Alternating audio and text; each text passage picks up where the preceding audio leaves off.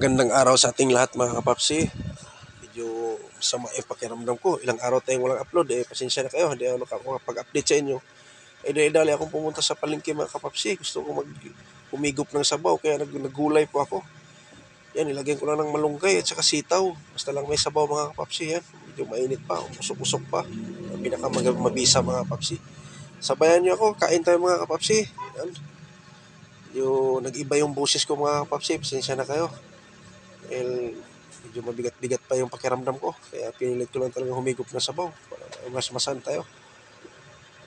Mga kapapsi, sabayan niyo ako, kain tayo. Ayan.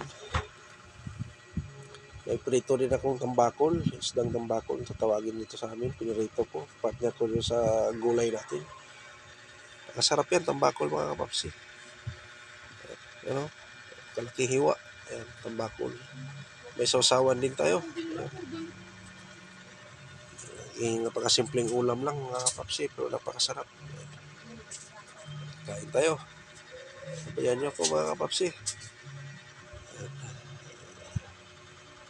Hinahabol ko yung init ng sabaw niya mga kapapsi dahil masarap talaga. Mabigat-bigat yung pakiramdam ko pa. Sabayan niyo ako, kain tayo mga kapapsi. Sige. Malaki ang subo na tayo. Gutom na rin. Tinamay ko na mga kapapsi. Para mabilis tayo. Yan, sarap kasi kumain pag nakakamay. Simple lang ulam yan mga kapapsi. Pero talagang napakalasa yan. Sinabawan ko lang yung gulay. Tsaka lagay konting asin. Basta lang merong sabaw. Mahigop din tayo sabaw mga kapapsi.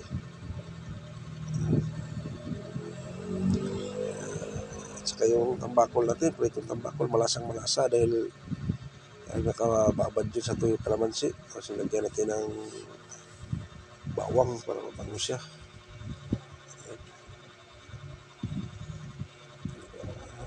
Sa isa ko na lang yung sitaw mga kapapsi. Importante nga yung sabaw lang.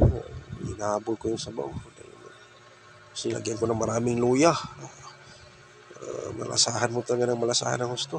Hindi mo pakla yung panglasa ko.